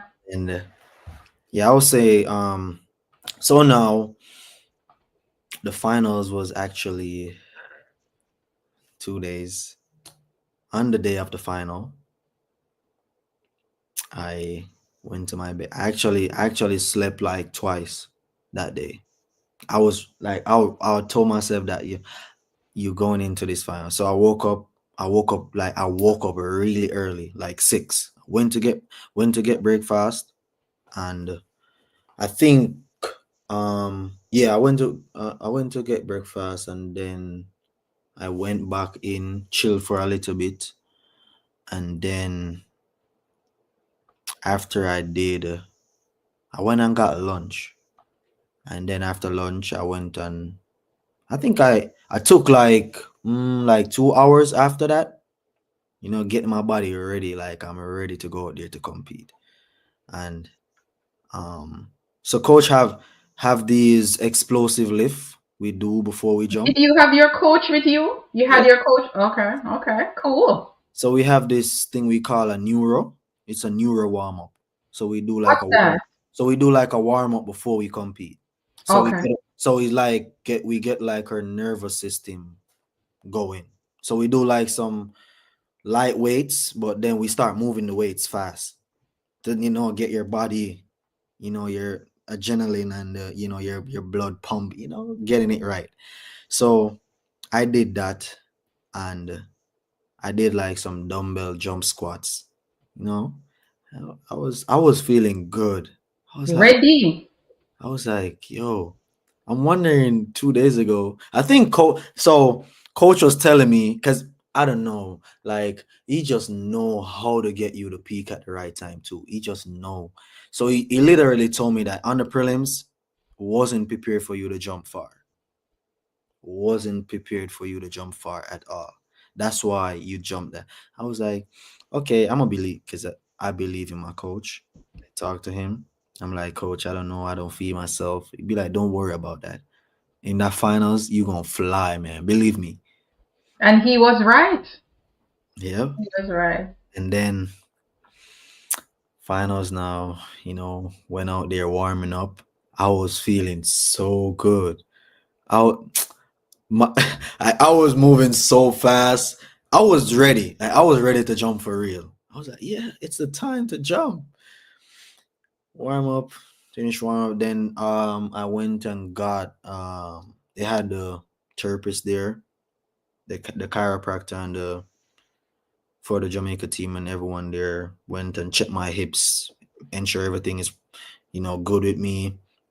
Um Tape my hamstrings as I was feeling a little bit on my right hamstring. So I had used some KT tape, and I had taped my hamstring to go out there, and they made the first call of the long jump men finals, and start making my way there. And I prayed. Me and my girl, we sit. I was on the phone with her. We were just talking for a little bit, and she told me, "I know you got this. I don't have to worry. I know you got this." It's a thing for us, we always be praying before we go and before we go to bed, or if I'm going to compete in the morning. So it's like a routine we do. And I prayed before I went out there, and I'm like, Lord, just give me the strength, everything that I need to soar Mhm. like an eagle out there. Give me everything. So I went out there. I was doing my approaches, and yeah, as I said, I was feeling good. Um, Honestly, I don't know, because I'm on this type of level right now. I'm not feeling nervous no more.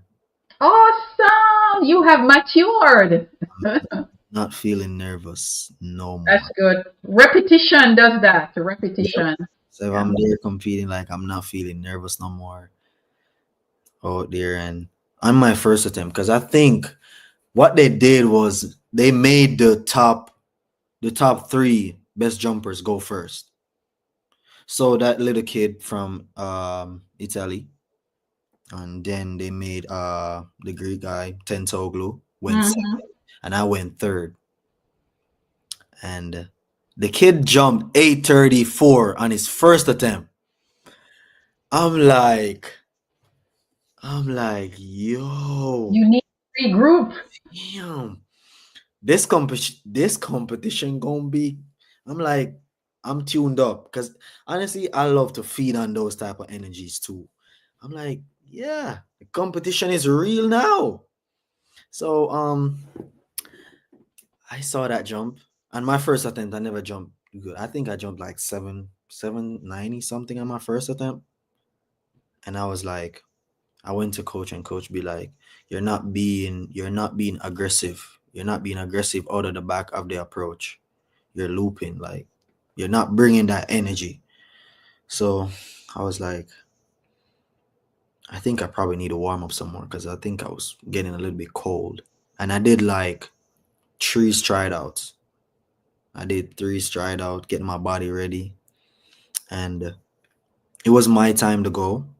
Tentoglu just jumped 840, 849. He actually jumped 849, and it was my turn. It was my turn to go, and I was there on the runway, and it was just like the experience being Time at to the Olympics, time to fly. and I was like, this is the time. This is the moment. You need to get it right. This is the time you need to get it right. I know you're gonna get it right. There's no stress. There's nothing to worry about. stay focused, and execute. And you know they have the wind gauge, right? The thing Mm-hmm. that moves, because Yeah. we were getting like bad winds sometimes. And I had a chat with coach before I went on the runway, and he'd be like, "Bro, just watch the wind gauge. Watch the wind gauge." And I watched it. I was on my mark, and I wait, and I did like this and asked for the clap. Yeah, what I need you to explain to me, why do you guys ask for the clap? So the clap is like to help you to build a rhythm. To Okay. so man, I'm saying the experience with the clap, the stadium was just going like this. Psh, psh, psh. I was like, yo. And then no, I just stay calm. Coach told me to focus on the pushes that you're supposed to do. Be aggressive out of the back. And as soon as I saw that wind gauge went like this and stop, I run off. I run off. And I'm like, bro, I'm giving this all I have. And if I shoot and miss, then I know that's it. I I went like I ran off my first six pushes out of my back on my approach. And I was like, keep the transition, just keep the run going, and just plant and take off. Don't break to the board. That's what I did. I bring it all through the board. I plant to that board and took off. I felt myself just shoot shoot up in the air, and I was like, yes, I felt that jump. That jump was that. When I saw the mark came up, honestly, I didn't think I had jumped that far. I think I had jumped probably like, like 820 something. But when I saw that 836 came up, I was like, yo, bro, I literally just jumped 836. And then since then, I was, you know, jumping that on my second attempt. I was tuned up. I was ready now. I was like, yo, it's not over. I think I got more left in the tank to jump far. So, um, Tentoglu just, jumped this 849. Mm-hmm. Damn, that's really that's a big jump. I tried. I went out there, I gave it my best, and man, like the feeling of when that competition was over and knowing that I won a Olympic medal. How did you feel after that competition and you realize that you're on the podium with a silver medal? How did you feel? Like honestly, all the things I have been through throughout the season to and went out there and got a medal.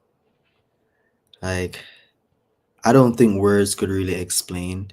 You know when I actually felt it? The following day. I literally felt it the following day after the Olympics. After the my event, I woke up in the morning and I'm like, people asking me, why are you so humble? Why are you so calm? And Why are you not celebrating why are and you running so calm? around? You just got a medal. Yeah. I don't know what hit me, bro. I just got so emotional. Like I literally broke down in tears in my room. I was like, But bro, let me ask you something. Let's stay at Paris a little bit. Jamaica is known for its dominance on the track. At the Paris Olympic Games, it was all about the field athletes. It was all about the jumpers. It was all about you. It was all about Hibbert. It was all about Shanika Ricketts and all the others in the field. It was about the men in the throws, Roger Stoner, and all the medals that we got. it was We were only able to come home with two track medals. How did you feel knowing that it was your part of the sport that made Jamaica a little prouder than normal? How did you feel that it was the field that dominated this time for Jamaica and not the track? Honestly, over the years, I think the jumps is really, I would say the jump is really underrated. Like, I True. think people don't really look into the jumps that much. I like it's exciting. It's really exciting to be It to is. the field events. Like the shot put, the long jump, the triple jump. It's really interesting. But I just feel like people just don't really tune into it that much. But being a part of that medal tally was, you know, as I say, like words can't really explain the feeling of, you know, went there and got a medal. Not everyone, have Olympic medals because the Olympic medal is given every 4 years. So, that's something special. That's Yeah. something, that's gonna always be on my resume, you know. So I'm just glad that, God gave me the opportunity, made me that person to, be in that position to have one of those medals. It's really an important feeling. Awesome, awesome, awesome. And congratulations. I'm happy that I'm one of those people who can tell you personally that you did a good job and congratulations on that. I Mhm. know that you mentioned some of your challenges earlier, but my next question is really for you just to highlight some of your biggest challenges and how you've overcome. Maybe I shouldn't even be asking you this again because you've already talked about losing your mom while you were in high school, the challenges with your brother. You had to get out, and one of the things that you had to do was to just you pray. You pray a lot. You pray a lot, and you do what you have to do. So we're not going to go back into challenges because you've already mentioned those. But as it relates to your support system, your mother is no longer with you. What is your support system like? You mentioned your father, you mentioned the mother of your child, your daughter. Mhm. Just tell me a little bit about how important is your support system. Honestly, my family do support me a lot, you know. I'm telling you. Um, on the day of the competition, everyone was literally in the house watching it in their Jamaican shirt. So, seeing that made me happy. Also, my daughter, because she's the one, like she is the person that I tell myself I have to do it. I have to get it done. It's for her. I have to do it. I need it. Yeah, I have to take care of my daughter, so I have to go out there and get it by myself. So I would say my support system is for sure 100%. My dad, child, How mom, and how did high school, how did attending Kingston College, the training, and everything that you've gone through in terms of development of your talent, how would you say that has helped your career? I would say coming from there really groomed the way for me. So that's really the pathway for me to see where you know that I would say high school is really something to show the talent of kids, you know, to go to another. So basically, build us for to take another step to the higher level. So I would say the program and the training that we have been getting, our body is already prepared to go to that to the next level. So I say it's really interesting for Jamaican high schoolers and to have the championship like that, boys and girls champs. That's really the main factor for us to highlight our talents and everything around our surroundings. So I'll say I'm just grateful that I'm a Jamaican, um Whoop, whoop. love to be a Jamaican and to be there because I know Jamaicans, we love track and field. So we put our all in track and field. So I'm just happy that, we had the right person around us to push us to another level. And yeah, I would say that. A new season is coming up. We're almost in, well, not almost, we are in another season, of course. The Diamond League has already started. The Grand Slam is creating a buzz, and all of that. What can we expect from you this season? How is your training going? I know that you opened your season already 2 weeks ago, but how is the season going for you so far? Honestly, so in March, I went to the World Indoors, got another silver. Um, that's just a prep because it's a long season. The We warm up. we are not trying to peak at this moment because it's early in the season right now. So coach is not trying to do like crazy stuff. You don't want us to go and jump in 840 right now. It's not necessary. We got us. My coach believe in the right time. Hmm. And it's the right time. It's gonna happen. So, you know, because our bodies as athletes, we peak like probably like 3 times for the season. Because if you look on it, we're gonna peak for the national trials. We're gonna peak. We're gonna say like it's a slight peak, not too much. So like having a slight peak for the national trials, and then we're gonna have the Diamond League finals coming up because everyone gonna want to be in that Diamond League finals. So we're gonna also have the Diamond League finals, where we're gonna have another peak. But then after that, the Diamond League finals, I'm just planning on to just chill, wait till September, just train all over, train until the time. So it's early in the season. I'm not trying to do nothing crazy right now.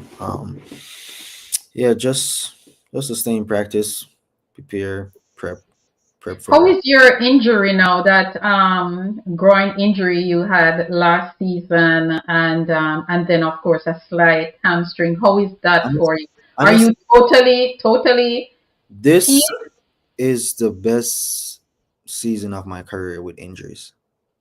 Like Wow. the this is the season. Like I'm healthy. No injuries. I normally have problems with my hamstring, you know. God forbid nothing happens. But yeah, Praying like for you, brother. I'm Yeah. healthy. Like I'm healthy. No problems at all. I'm taking care of my body. I'm eating right. I'm hydrating properly. I'm going to bed. And that's what matters, we gotta do that. So How important is nutrition for you? honestly, I think it helps the body.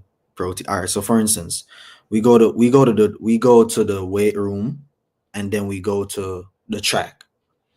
So we lose a lot of doing all of those lifting.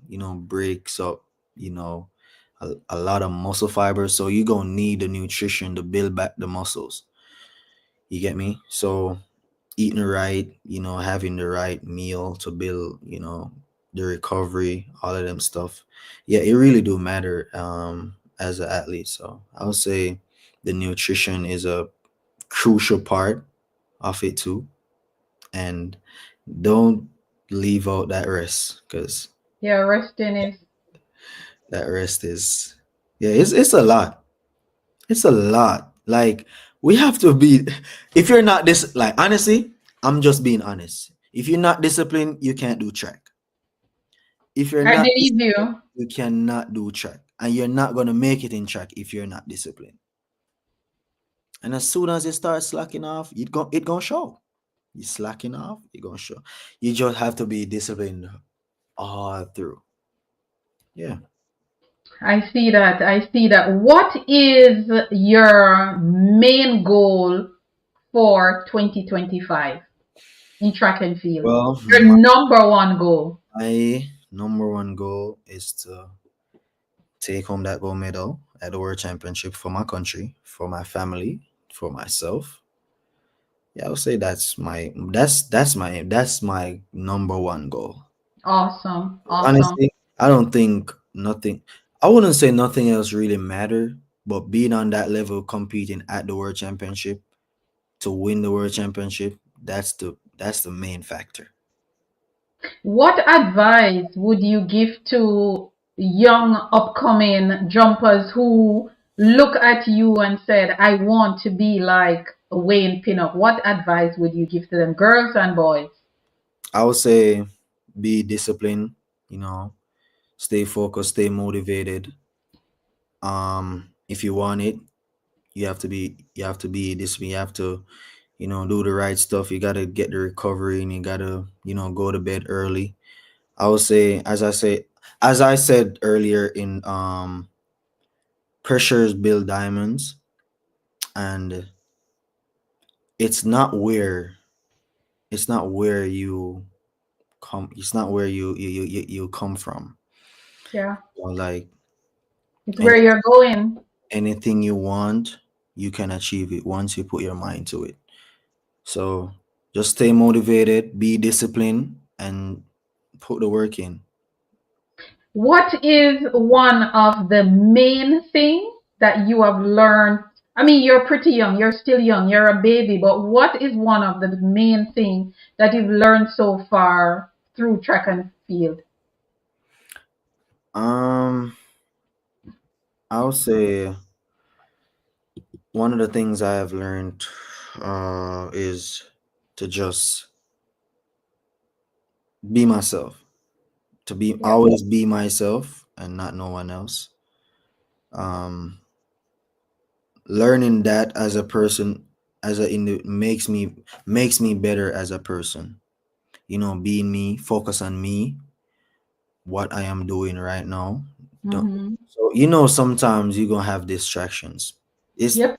it's just gonna have that one little thing that gonna distract you. You know what?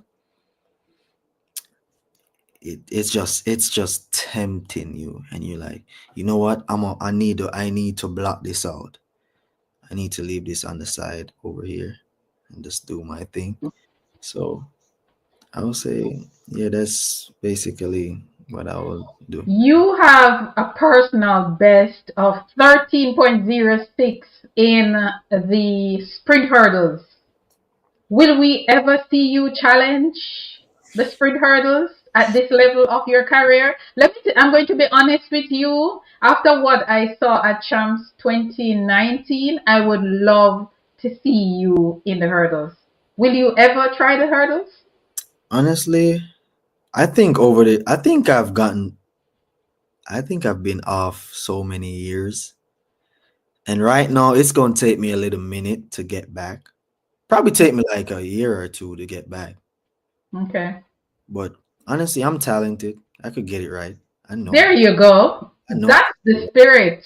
Yeah. I would love to see you though running the sprint hurdles after 2019. That's kind of one of my dream. But how has track how has track and field changed your life? Honestly, track and field changed my life. Um, Basically, um, not having the time to, not having the time to go out doing anything. Focus on the present right now and not the past. Um, Also, it given me the motivation to just, want to be a person to always be on top of my game, not to slack off. And it changed my life mentally, and also, physically. I want to, outgoing person, want to go out and do my stuff. Also, I love to dress too, you know, as an athlete, track as an athlete, love to post pictures on my Oh Instagram page. yeah, fashion has become a big A, thing. a fashionist. Yeah, in track and field. Yeah, I realize that. I like it. I love it. Yeah. So it's just, numerous stuff on over there. So yeah. If your mom was still here, If your mom was still here, what's one of the things that you would want her to be proud of you the most? That I am a Olympic medalist. Oh! I Of don't course. think anything. I don't think nothing matters than an Olympic medal. Yeah, I'm serious. Like getting an Olympic medal, life changing moment. Yeah, that's the biggest. That's the Olympic Games is the biggest part of like the track and field. It's the true. biggest part of most of the stuff too, because Yeah, it's the highest they level got of competition for most sports. Yeah, yep, they got yeah. plenty like many events there. So I'll say Yeah. yeah, Olympics for sure. Cool. Well, with that said, guys, oh my God, thank you guys for sticking around. But before we go, I'm going to play a little game with Wayne now. So, Wayne, what we're going to do now, welcome everyone. Thank you for being here. And don't worry, we're going to wrap up soon. But this was indeed a very authentic story, and Wayne wasn't afraid to share with us. But, Wayne, we're going to play a little game now. You are going to tell me something about you that we don't know, and I'm going to tell you something about you. And we're going to do that just Oh, just what about one. that, that type of figure I don't know because So so you are going to tell me something about you that you haven't told us yet, and then I'm going to tell you something about you. So I'm going to go first, and then you are going to go after. Your birthday is October 24th. Mhm. So you tell us something about you now that we don't know, that you want us to know. What I want you all to know. Mm, honestly, what I want you all to do, I don't like drinking water. No, But you know something? You are the second athlete that I have interviewed in 2 weeks who told me that they don't like drinking water. Why not? But what water is good yeah, for that's what you. I'm saying. I have no like I hydrate, but it's just the discipline. You know the discipline that you have to do it. Yep. Yeah, All yeah. right. My next thing that I'm going to tell you is that you are currently ranked number 3 in the long jump as of yesterday. I don't know what happened today, but as of yesterday, you were ranked number 3 in the long jump. Your turn again, and then we're going to go to something else. Please don't tell us that you don't like sleeping. All right. I try. I would say I love playing video games. You That's like playing video games, okay? my, that's my You're a goal. typical boy slash man. Yeah, Video games. keep All right. my Uh, brain calm. oh, it relaxes you. Well, that's good. That's good. We have to find that happy place, and so that's fine. All right. I'm going to put two things out there, and you're going to pick the one that you fancy most. Okay. Uh, triple jump or sprint hurdles? Sprint hurdles, Gold medal or personal best? gold medal. Ice bath or massage? Hmm. Honestly, massage. What, you don't like the ice bath? I ice bathing they're rough, man. Yeah, so I've Rough. heard. Hey, no, rough for real. Wow. Experience that as an athlete. Mm, Bad man. cramping. How And long do you have to stay in a ice bath for? 15 minutes. Woo! That's a lifetime in ice water. 15 minutes on my here. From All here down? Oh, ouch. yeah, Woohoo. all Ch- minutes. champs or the Olympic Games? Olympic Games. Okay, you're the first one to say that. Thank you for changing it. Thank you for changing it. Because Morning. all right, honestly, I would say the Olympic Games because I mean champs made us who, you know, we are right now. But I think being on the Olympic level it's something, you A know. different, it's a different level. They're gonna always remember that you're an Olympic medalist. So I will say that. Indeed, indeed, indeed. Morning training or evening training? Evening. Evening. Warm up or cool down?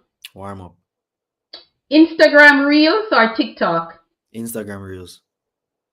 Water or juice?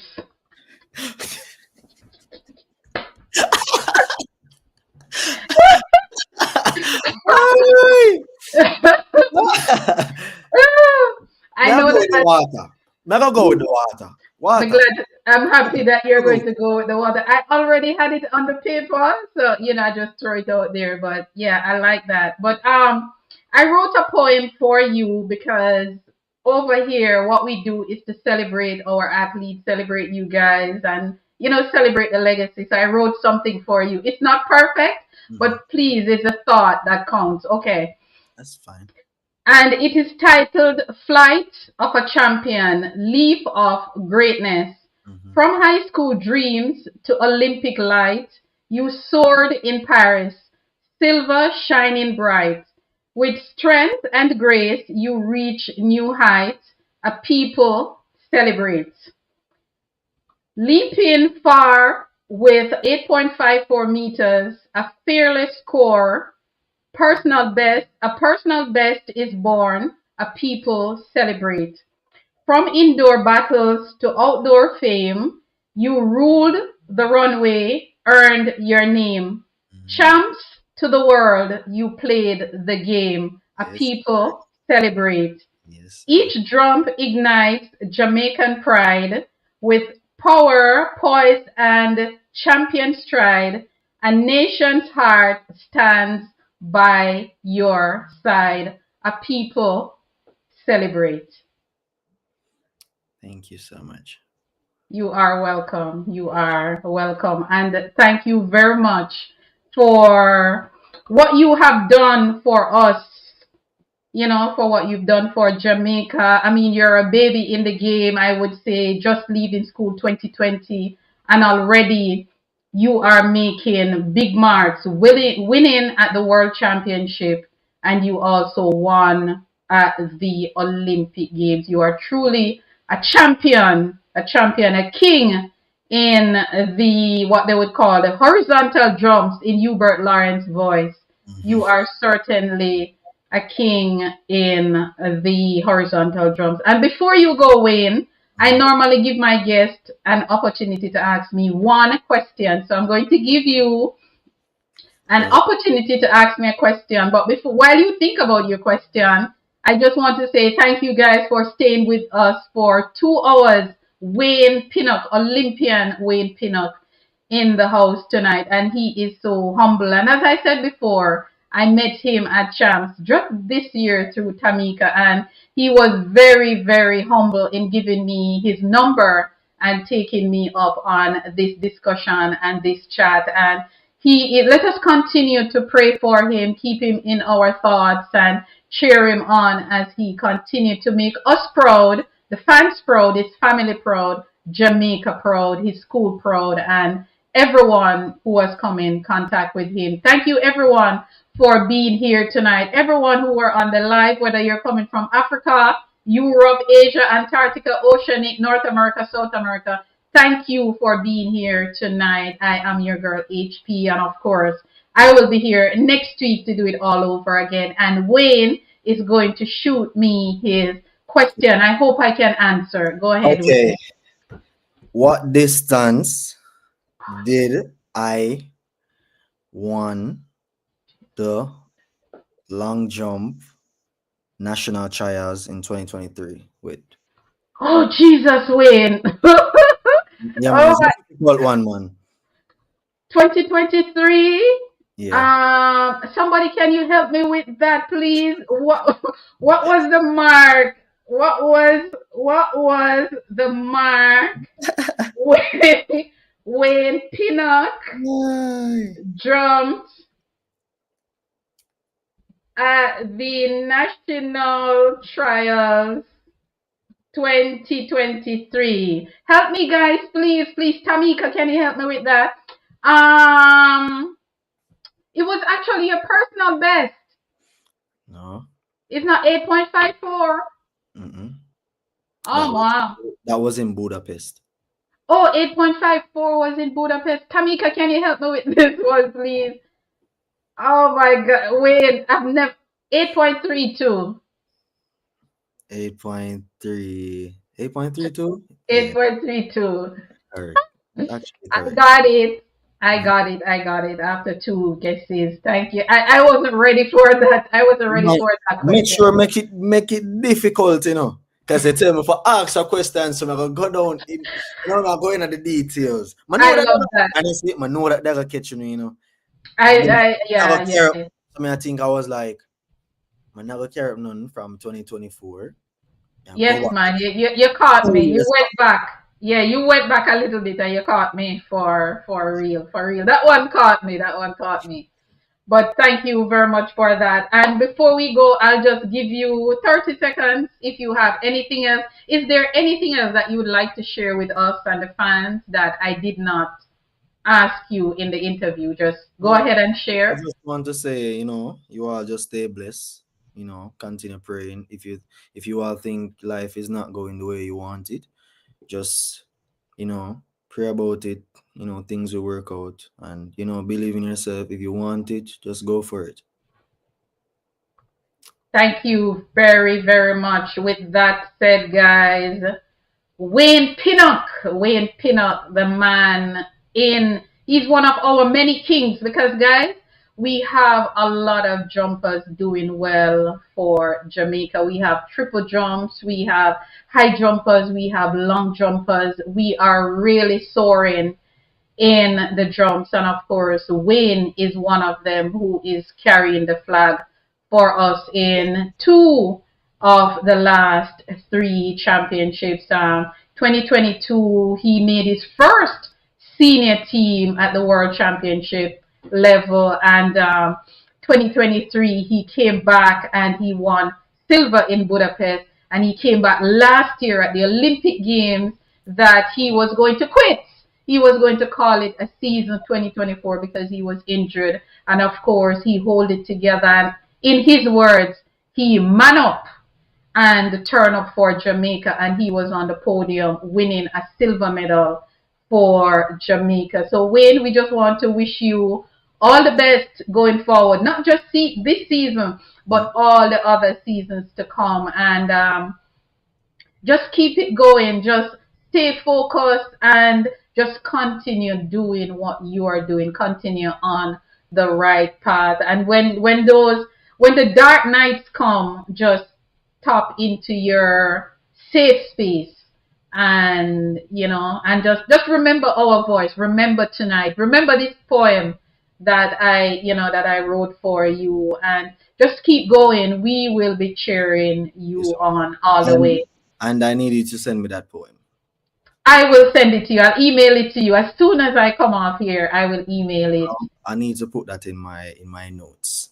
I will send it to you. I'll email it to you as soon as I log off from here. But thank you, Wayne, for being so humble, and thank you for when I met you in the stadium at Champs this year. You were so humble, you were so respectful, you were so receptive in giving me your number and agreeing to do this tonight. Because many times we see you guys as the athletes out there competing. We have no clue what your backstories are. We don't know the challenges that you're going through. And of course, some fans can be so critical, of the athletes when the athletes do not compete at the level that they think that they should, not realizing that you guys are navigating life the same way we are navigating life. You're going through challenges and all of those things. I'm happy that you were here tonight to set some of the records straight and you were able to tell us that about your story and some of the things that you have gone through, including losing your mom so young, and it seemed as if your mother was one of your biggest fans, and not to have her here to see you striving like this. It must be heartbreaking, but hold it together, man up as you said, and just remember you're a little girl each time. Each Yeah, time sure, for sure. you get to that low place, remember that little girl Mhm. that you brought into this world, that she matters and it is about her. Okay. Thank you so much. Thank you Thank you, Wayne. too. All right. You're welcome. You're welcome. You're welcome. And all the best for the season. I hope we can talk again For another sure. time. No problem. All right. Okay. But I'm going to send you the poem as soon as I'm finished. Okay? All right. Sounds good. Thank you. Okay. Have a good night. Thank you. Hey guys, thank you for being here. Thank you for staying with us for 2 hours. Oh my God, what a story that was. Wade Pinnock, he is one of our many kings in the long jump pit. He is a super talent. I've watched his entire career from he was in high school at Kingston College, and he is just blossoming nicely. And to the youngsters who were watching or listening, he lost his way a little bit and he said he found his way back, and he wasn't afraid to share it that he was going in the wrong direction, where he started bleaching and hanging out with the wrong company and all of that, and he is back, and look at him today. He is making us proud as a nation. So let us continue to have him in our thoughts, continue to think about him, and just pray for him and just cover him with positive energy. And guys, I'm going to say this again. It's something that I've always said. Sometimes fans can be very critical of the athletes and not realizing that these athletes, they're young, they're going through life, they're going through stuff. Let us try to be kinder with our words and our actions, and support them because they are doing their best. Some of them, they are competing injured.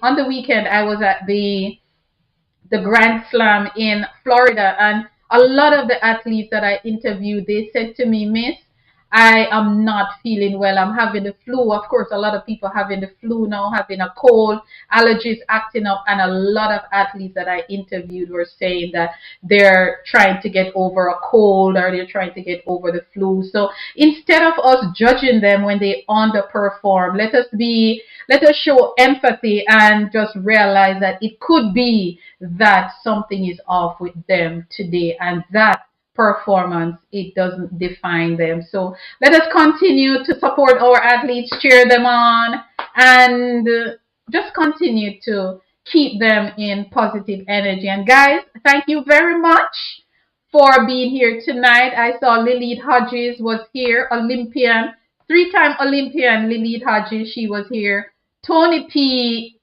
is also here. He's saying, but HP, you're a poet. Not really, I, just kind of put something together because I love to show appreciation for our athletes. Vonnie M is also here, 1972 and 1976 Olympian.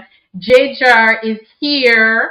Of course, another Jamaican athlete in the long jump. She was an outstanding long jumper for Jamaica, won at the national championship, won at the NCAA, represented Jamaica at the World Championship games. So she too is another one. Marlene Green was also here. Latoya Clark was here. Howard Stevens was here. Ethelyn Tate, another Olympian, was here. Papine Boss was also here. Distance running was also here. Tamika was here. And everyone who turned out. And those of you who tune in from Facebook, thank you very much wherever you're coming from. I will see you next week.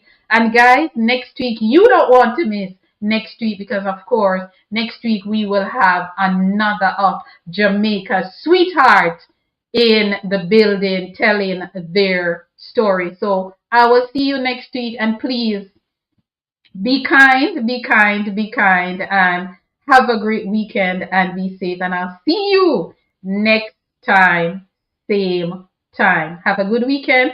Have a good night. Thank you very much for staying with us for 2 hours. Thank you. Jamaica's track and field legacy is unmatched. It is a story of triumph, resilience, and extraordinary talent. But do you know the stories behind the athletes who brought us glory? Hi, I'm HP, founder of HP Chat Track. My mission is simple, to celebrate the rich legacy of Jamaica track and field and shine a light on the incredible people who make it happen. Winning that race was a dream come true, but the journey wasn't easy. It's not just about medals, it's about inspiring the next generation. Jamaica track and field isn't just a sport, it's our pride, our culture, our heart. Every week I sit down with athletes, coaches and fans to bring you stories of dedication, passion and legacy. Plus, we've got exciting news and exclusive insights into the world of track and field. Make your Thursday night be at HP's place. Come hang out with us at HP Chat Track Studio, where track and field is our business. Jamaica, one people, one legacy.